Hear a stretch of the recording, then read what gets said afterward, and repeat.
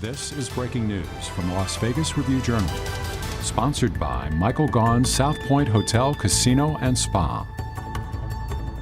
We are here today to announce the arrest of 60-year-old Dwayne Keith Davis, a.k.a. Keefy D, for the murder of Tupac Shakur.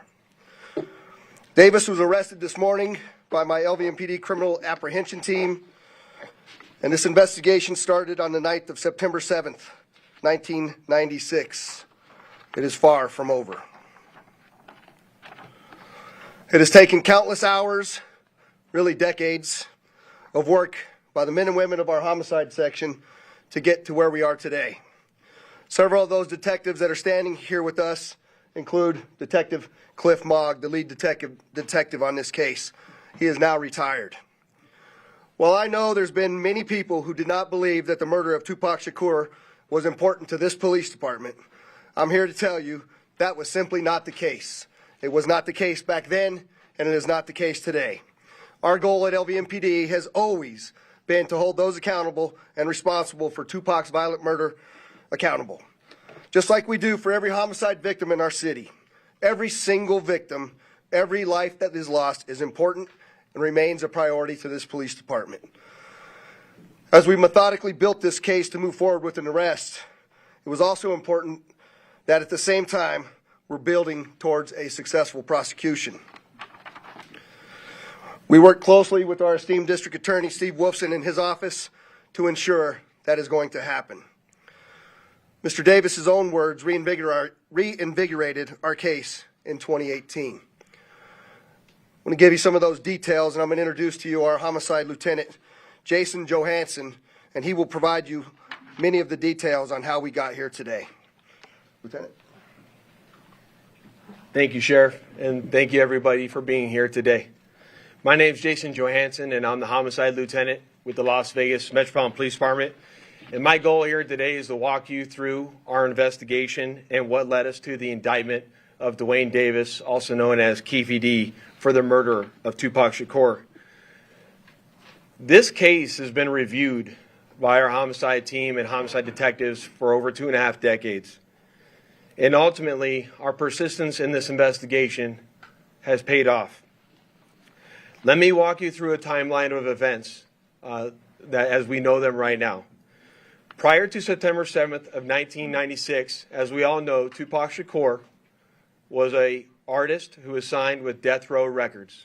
And that Death Row Records and its CEO, Marion Suge Knight, were closely affiliated with the Mob Piru criminal street gangs, and that they had an ongoing feud with the Southside Compton Crips. Dwayne Davis was the leader and shot caller of the Southside Compton Crips. And both of these gangs operated out of the Southern California area of Compton. On the night of September 7th of 1996, Tupac Shakur, along with Suge Knight, and members of their entourage, which include members of Mob Piru, came to Vegas to attend the Mike Tyson fight at the MGM Grand Garden Arena. Members of the Southside Compton Crips, which included Dwayne Davis, along with his nephew Orlando Anderson, were also in attendance at the same event. As both were leaving the fight, members of Death Row Records spotted Orlando Anderson near an elevator bank inside the MGM, and at that time they began to kick and punch him near that elevator bank. I will now show you hotel security footage, as many of you have already seen, related to this incident. And on this incident, you will see Tupac Shakur, who's wearing a shiny satiny shirt, along with Marion Suge Knight, who's a large man in a brown suit, punching and kicking Orlando Anderson.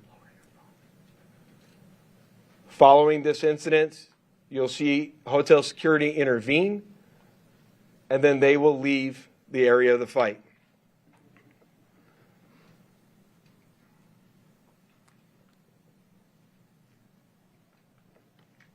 Little did anyone know that it is this incident right here that would ultimately lead to the retaliatory shooting and death of Tupac Shakur. Following this incident, Tupac and Suge Knight both left the MGM to make their way to a post-fight party which was to occur at a local nightclub. At the same time, word had spread amongst members of the Southside Compton Crips of what had occurred inside the MGM, and then that's when Dwayne Davis began to devise a plan to obtain a firearm and retaliate against Suge Knight and Mr. Shakur for what occurred inside the hotel against Mr. Anderson. After Davis obtained a gun, he entered into a white Cadillac along with Terrence Brown, DeAndre Smith, and Orlando Anderson. Based on our investigation, this is where we know they were seated. At some point in time, as they were in the white Cadillac, Mr. Davis took the gun that he had obtained and provided it to the passengers in the rear seat of the vehicle. As they were driving west on Flamingo Road near Koval, they had located the black BMW, which was driven by Suge Knight, and in the passenger seat was Tupac Shakur. And as they turned around, they pulled up near the passenger side of that vehicle and immediately began shooting at Mr. Knight and Mr. Shakur. Following that shooting, the white Cadillac fled the area southbound on Koval, and after our officers arrived on scene, Tupac was later transported to the University Medical Center, where he was treated medically and died approximately 6 days later on September 13th.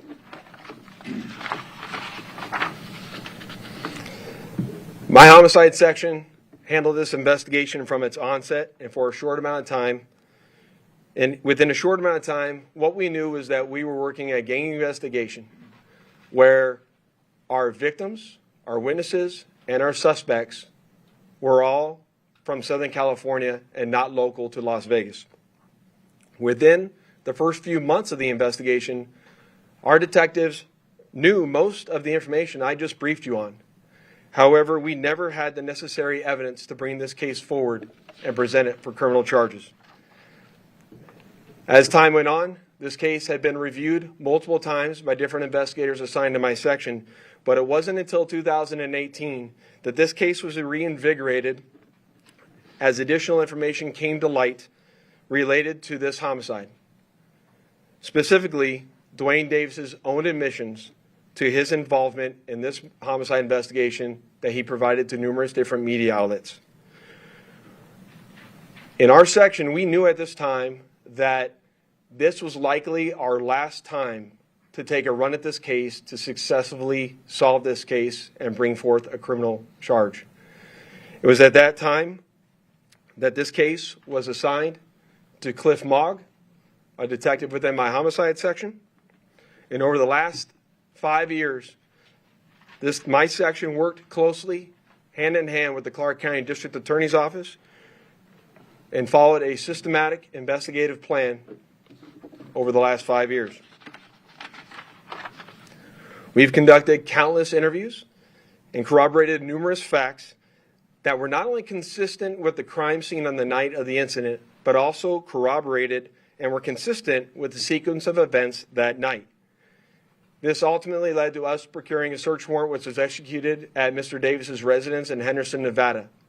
And following the execution of that search warrant, in close coordination with the District Attorney's Office, this case was presented to the grand jury, which ultimately led to Davis being indicted on charges of murder.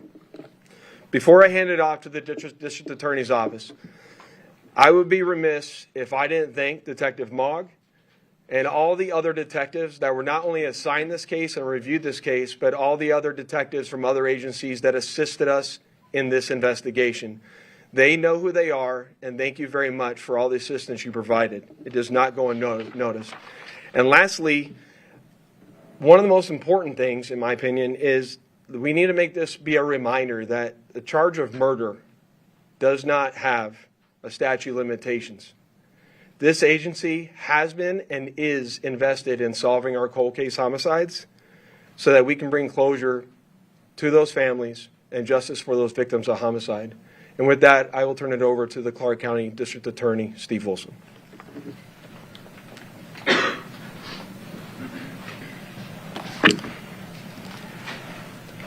Thank you, Lieutenant Johansson. I appreciate it. Good afternoon. I am the Las Vegas, Clark County District Attorney Steve Wolfson. It has often been said, justice delayed is justice denied. It's a quote we hear often and for many, many years when talking about our legal system, but not in this case. Today, justice will be served in the murder of Tupac Shakur. I'd like to acknowledge the relentless work of the many Las Vegas Metropolitan Police Department homicide detectives. We've mentioned Detective Cliff Mogg many times, and we can't mention his name enough. He is the detective, along with his colleagues, that brought this case here today to you. A Clark County grand jury has indicted Dwayne Keith Davis with 1 count of open murder with use of a deadly weapon with a gang enhancement. Davis will appear in court in the next few days or so for a hearing to determine his custody status and to set a jury trial date. This grand jury has been receiving evidence for months and has determined there is sufficient evidence to justify the filing of this criminal indictment. I've assigned 2 of my top prosecutors, Mark DiGiacomo and Banu Palal, to prosecute this case. I know a lot of people have been watching and waiting for this day. Tupac Shakur is a music legend, and for a long time, this community and worldwide have been wanting justice for Tupac. Today, we are taking that first step. Tupac was actually quoted as saying, "Death is not the greatest loss in life. The greatest loss is what dies inside while still alive. Never surrender." Well, we didn't surrender thanks to the great work of the Las Vegas Metropolitan Police Department under the leadership of Sheriff Kevin McMahill, Lieutenant Johansson, retired Detective Cliff Mogg. I am proud to announce the return of this document. This is the indictment we've been waiting almost 3 decades for. It spells out the facts and circumstances and what justifies a Clark County grand jury in returning an indictment. Justice will be served. Thank you. Thank you, Steve. I'd just like to say that the Las Vegas Metropolitan Police Department Homicide Section year over year solves over 90% of the homicides that occur in our jurisdiction. You won't find that anywhere else in the United States. For those family members that have lost somebody that we haven't solved that case, I want you to know, just like in this case, we're not going to give up. I also say to you that as we begin, we're going to take a couple of questions. I want you to remember in your questioning that this investigation, subsequent arrest, and now indictment is only the beginning of the process. And we are committed and invested in ensuring a successful prosecution as we move forward. So with that, we'll take any questions that you might have. Sheriff, Ken? Excuse me. Sheriff, thank you. Have you been in touch with the Shakur family, anyone within here today? And if so, can you characterize what they told you? The family has reached out to my office. I imagine also to Metro. We've been in communication with them. We understand that they are welcoming this news. They are pleased with this news, and they are certainly aware of the return of this indictment. Do you anticipate them being at court for arraignment of Mr. Davis? I don't think they'll be at the arraignment. I mean, that's a relatively short hearing, but I know that they'll be involved. I know that they'll want to be apprised of what goes on a frequent basis.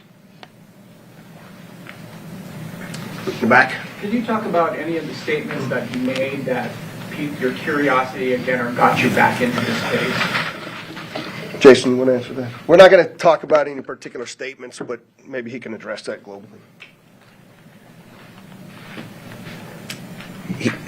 What I'll say is there's a lot that's going to come out when it comes time for trial, but he provides his own series of statements that are very consistent with the evidence that we have on the scene that we've obtained through our investigation. I'll leave it at that. can you identify anything that came from the raid, the service of the warrant in July that you didn't know before? Yeah, that's a good question. What I'll say about the search warrant that we did in July, that we obtained information or evidence during that execution of that search warrant that corroborated information obtained through our investigation, and I'll leave it at that until we go to trial. Go ahead. Hello, I'm Tiffany Lane with Channel 3. So I know that this was obviously a big move. Is there anyone else being looked at this point? I know a lot of people have passed away since this incident, but is anyone else being looked at as part of this investigation still? So as I stated earlier, in this case, the only living suspect related to this investigation is Dwayne Davis. All other 3 suspects are deceased. Vanessa. Thank you. Vanessa Murphy, Channel 8. Steve, can you talk about the murder charge if he is not the one believed to have pulled the trigger? Yes, well, under Nevada law, and this is the law in most states in this country, you can be charged with a crime whether you're directly involved or whether you're an aider and abetter. We have an aiding and abetting statute, which provides that if you help somebody commit a crime, you can be equally as guilty. The best example is 2 guys that agree to commit a bank robbery, and one of them goes into the bank with a gun and actually commits the robbery, and the other guy is the getaway driver. Never went in the bank, but he assisted the guy that went in the bank, so he's equally guilty. That is one of the theories in this case as well. Last question. Do investigators believe that Davis was the only person behind the plan to kill Tupac, or was he one of multiple people who came up with this plan? I think the best way to characterize that is Dwayne Davis was the shot caller for this group of individuals that committed this crime, and he orchestrated the plan that was carried out to commit this crime. And can you say how he obtained the gun or who he obtained it from? We know that he obtained it from a close associate. That a lot of the actual details of who specifically, all that come out at trial, but he obtained it from a close associate of his. Thank you for coming. Lieutenant, Appreciate it. Thank you. Can you say if Davis had said You've been watching breaking news from the Las Vegas Review-Journal, sponsored by Michael Gaughan's South Point Hotel, Casino, and Spa.